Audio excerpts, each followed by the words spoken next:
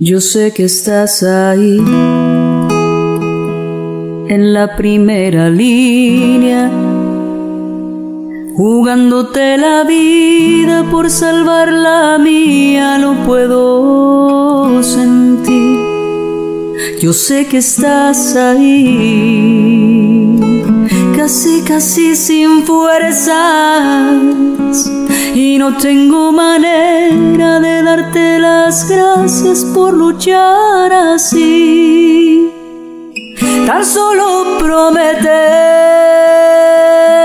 que no saldré de casa, así será tu carga mucho más liviana y podrás seguir.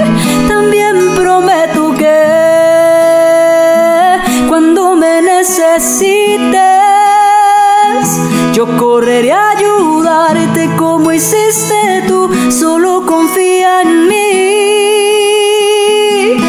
Gracias por tu valor. Sé que se necesita